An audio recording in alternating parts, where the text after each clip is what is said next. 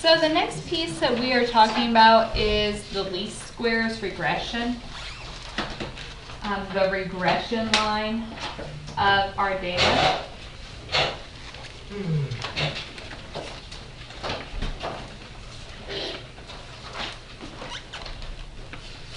So we're going to start out with a problem kind of like we did last week with drawing a scatter plot. And it's only a few points, so we're going to draw a scatter plot by hand. So I have a table with 6 points in it. When I ask you to make a scatter plot, what are you doing? We're just plotting all of our points. Our x's are 0 through 6.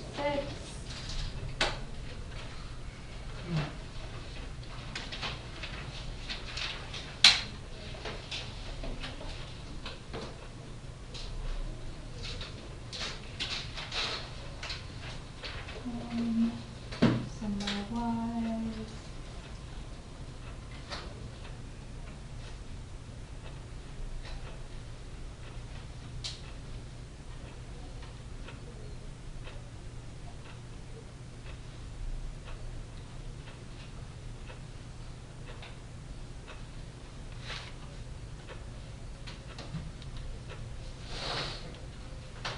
And then we just plot all of these points. So we have 0, 5.8.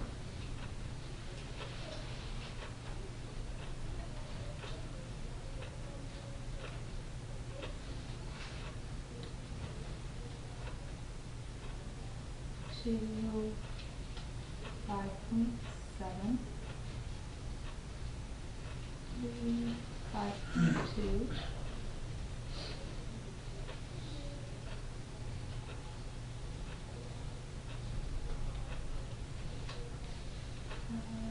2.8, 6, 1.9, and 2.2.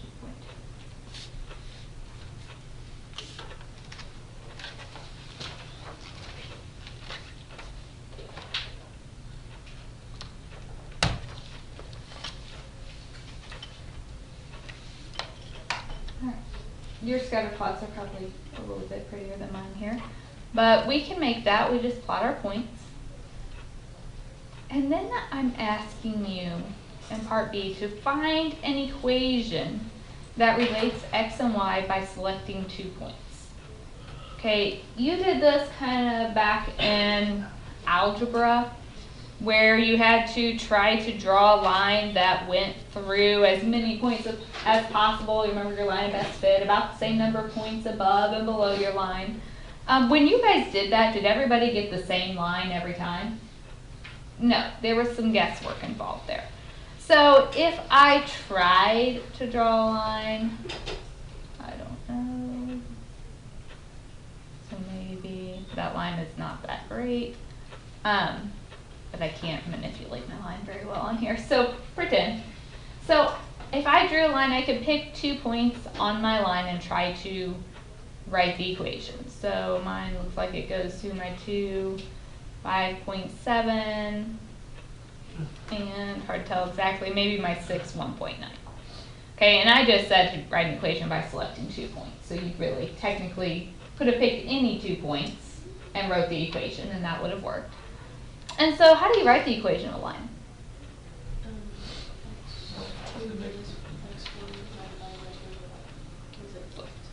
Y sub 2 minus y sub 1 over x sub 2 minus x sub 1. So my y is 1.9 minus 5.7 over my x is 6 minus 2. And we get 3.8 over 4, so negative 0.95.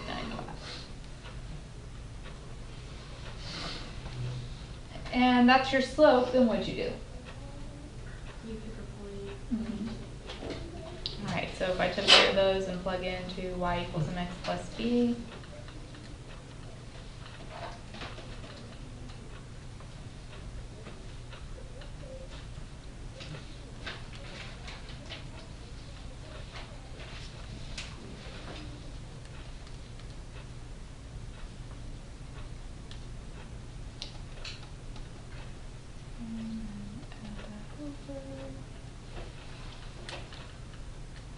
So I got an equation of y equals negative 0.95x plus 7.6.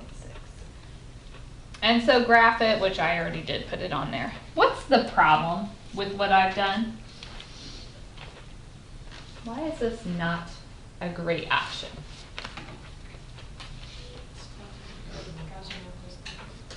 Okay, not all graphs are linear.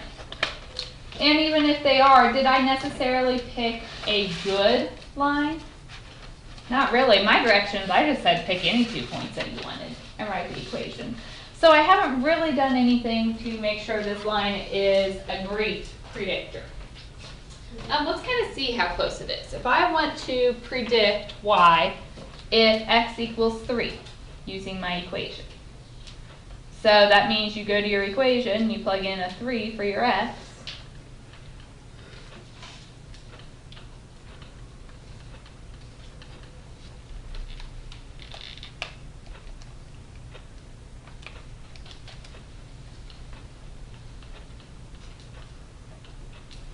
I get 4.75. Did we have a point that was given to us originally when x was 3?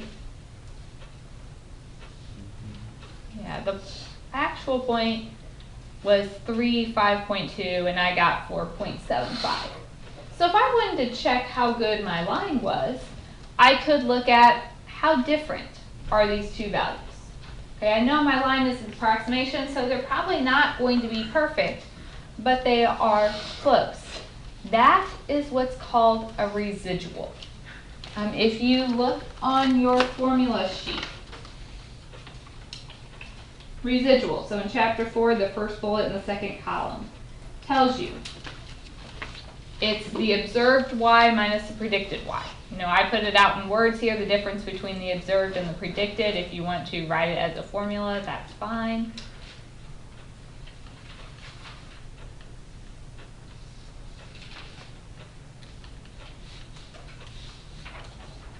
So again, you don't have to memorize which is which.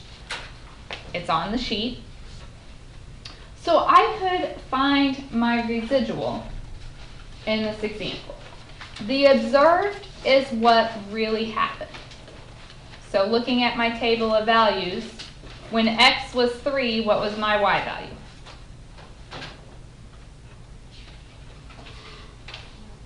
$5.2.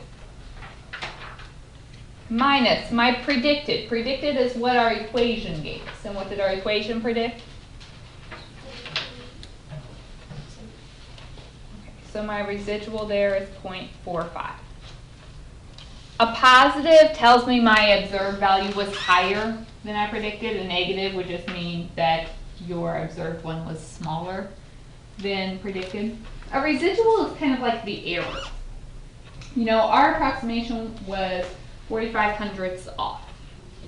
So the best line possible would make your residual really, really small, right? So there is actually a name for that. Your least squares regression line.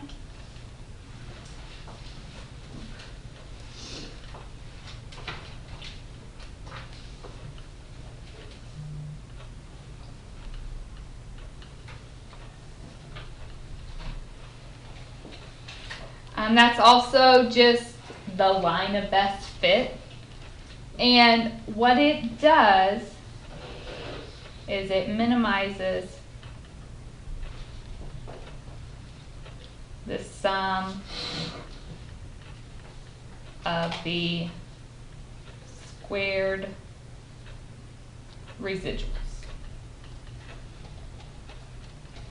In other words, it's the line that is as close as possible. It's making our error as small as possible there. They have to use squared residuals because positives and negatives, we want everything to be positive so we can look at our true error there. There is, just like a lot of the other things we've done, there are formulas for it, and we're also going to do it on our calculator. So it's a line y equals mx plus b. On your formula sheet, they use a little bit different notation. They say y hat equals b sub 1 x plus b sub 0. So we use the y hat just to show it's a regression line. The b sub 1 is representing your slope.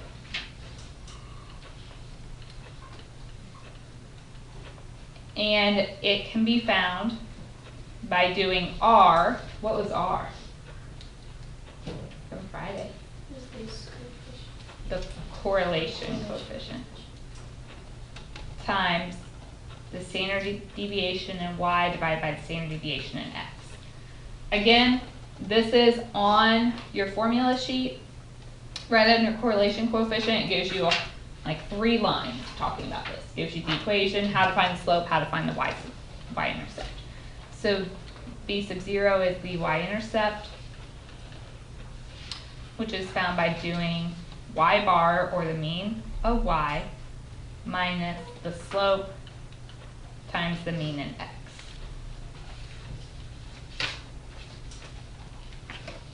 So we are going to do one of these by hand and then show you how to do it on your calculator as well.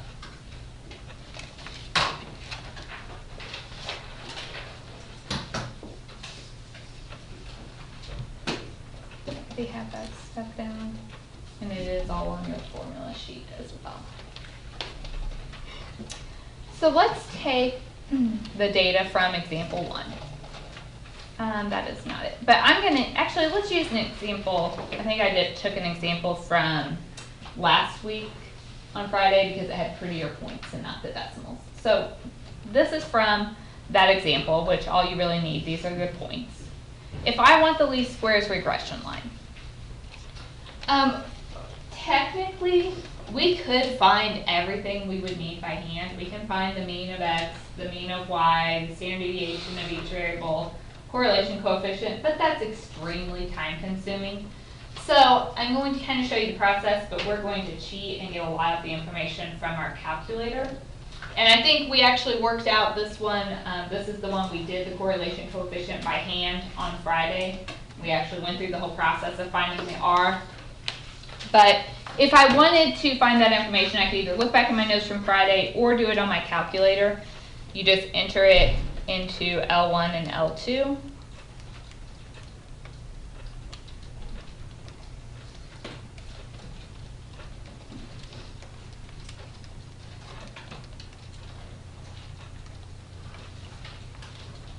And look at your 2 variable statistics. And so the pieces that we are going to need in order to find our formula are the mean and standard deviation of each variable, as well as the correlation coefficient. So the mean of x is 4, standard deviation 2.4494. Mean of y was 10. Standard deviation 5.6125. We found the R by hand on Friday. We also, what's the shortcut of doing it on our calculator? Where did we go?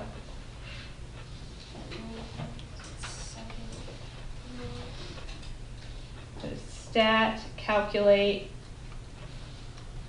number 4, the linear regression. It gives us a lot of information, but what we're looking for here is that R, negative 0.9456.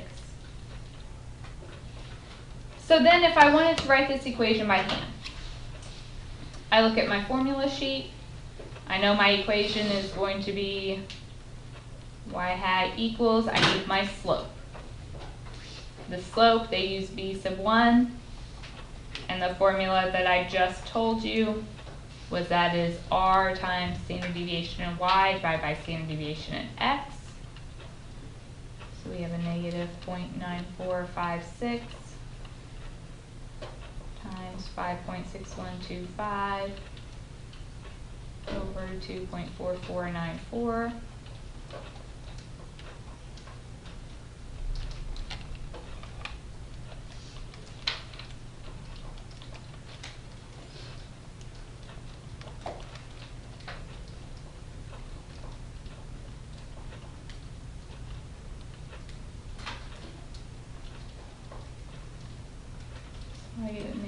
-2.1667. So my equation, y hat equals -2.1667x.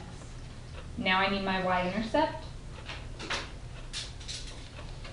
So y-intercept is b sub 0, and we wrote down that's y bar minus b sub 1 times x bar. So that's 10 minus -2.1667 times 4.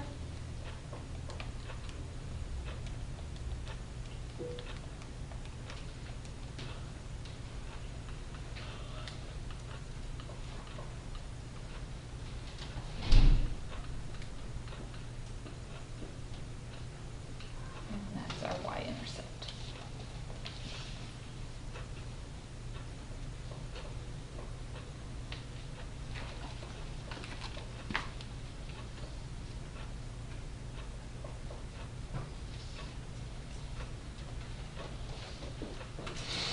Go back on your calculator.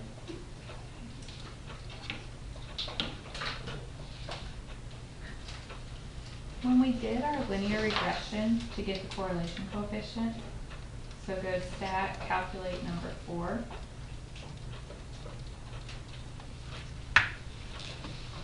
Notice it says up at the top, y equals ax plus b. And then underneath it has a equals -2.16 repeating. And b is 18.6 repeating.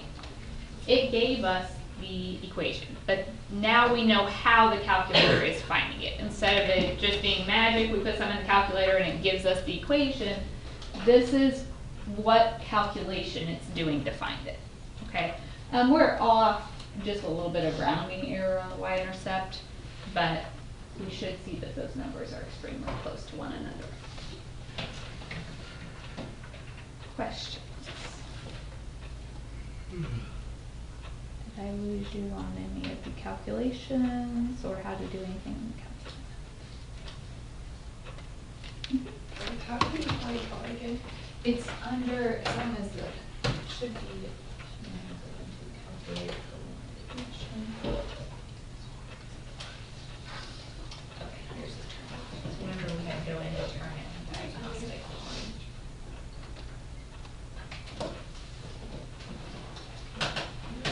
If anyone's calculator is not showing them R, we need to turn on your diagnostic. Yours isn't? I was wondering where you got the number. The catalog. Scroll down forever. Other questions?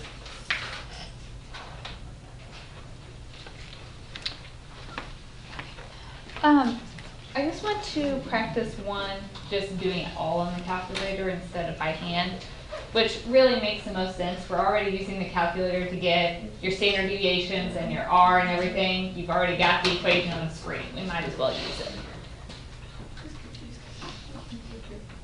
Okay, so here's a table. We're using a golf example. So we have a speed and a distance.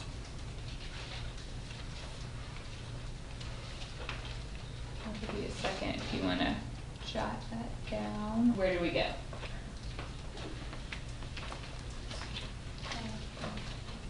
Stat, calculate, number 4, linear regression. Typically the notation is y hat equals. So the slope on this at the top says y equals ax plus b. So a is our slope, 3.1661x. B was a negative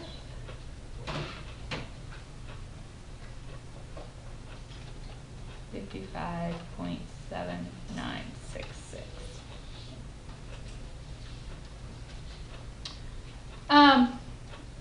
B, if you wanted to draw your regression line on your scatter plot, so go to y equals, and on y sub 1, I want you to type in this line, 3.1661x minus 55.7966.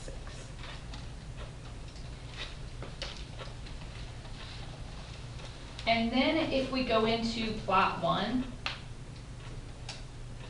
so you can either just use, if you go into your stat plot, we want to make sure that plot 1 is turned on to a scatter plot. So we did that Friday. Remember, it's the option that just looks like dots. And then if you zoom number 9, it should give you both the scatter plot and the line going through it. So we can kind of see how closely our line matches our place. So just go to your stat plot and make sure yours is turned on to bar graph. So we need to change it. And we want a scatter plot, so the first option there. All right, then zoom number 9. Good.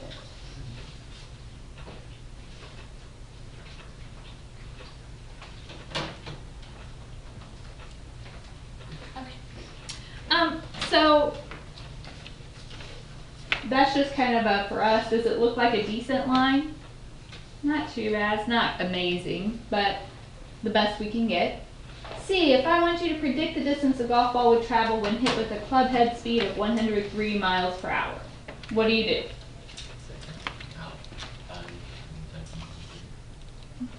The 103 is our x, so we're just plugging that into our equation.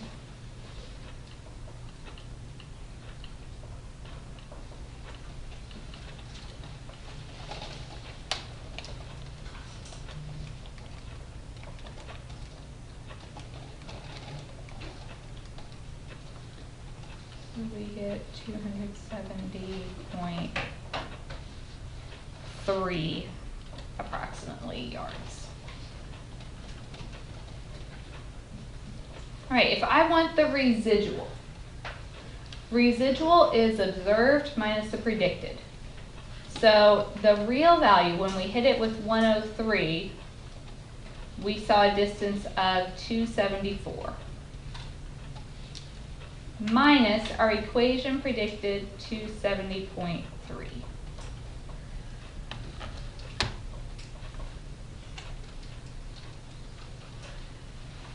So we get a residual of 3.7. So then the question was the distance in the table above or below average? We got a positive number, so it was above. The negative, which told us it was below. Last question, this is something you did a lot back in algebra, interpreting the slope and the y-intercept. Remember, slope is change in y over change in x, so y over x. My slope was a negative, so that meant it was increasing. Y was yards, speed was miles per hour. So we could say the ball traveled 3.1661 yards per mile per hour. So basically, if you hit it 1 mile per hour faster, you would expect it to go another 3.1667 yards. The y-intercept, this is the value of y when x equals 0. So it's saying if you hit this ball with 0 miles per hour, you start back at negative 55.7966. Does that necessarily make sense in our context? Not really to have a negative, but it's essentially our starting point.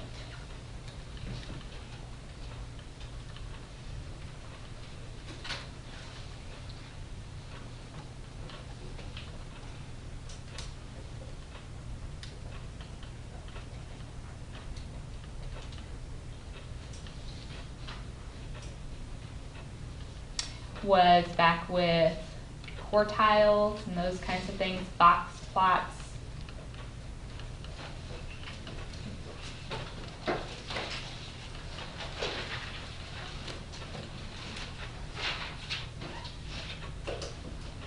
A lot of this stuff we did on our calculator as well, so it wasn't, and we know we have formula sheet for everything. So, quartiles, IQR, upper fence, lower fence, all of that we know we can get from either the calculator or the formula sheet. Then we have the 5-number summary.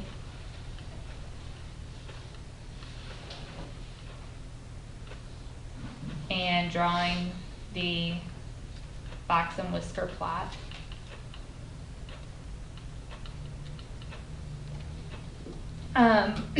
Next thing we covered were z-scores,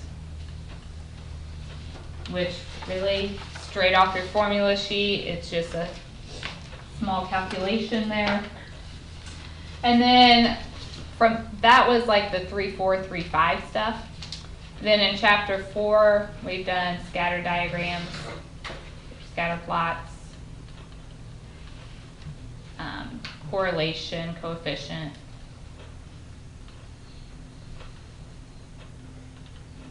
regression line.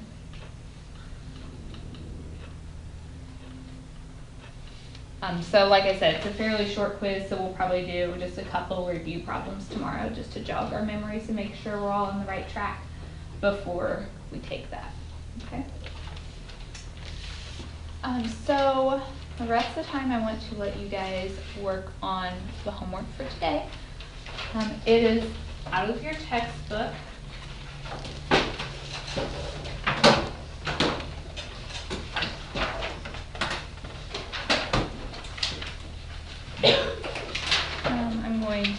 I talked a little bit longer than I intended, so I'm going to take off the last problem. So problem number 6. On 8, make sure you write down you're only doing parts A, D, and E. There's like 7 parts on that, so you're only doing those 3 parts. 14 and 24.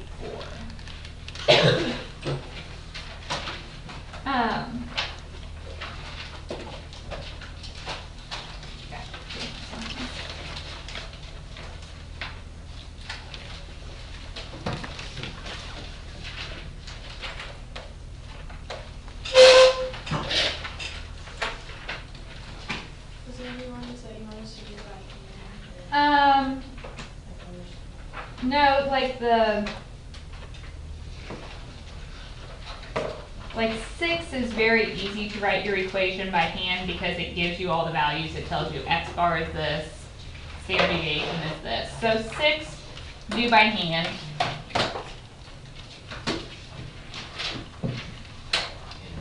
The others, I don't care. So 8 and 20.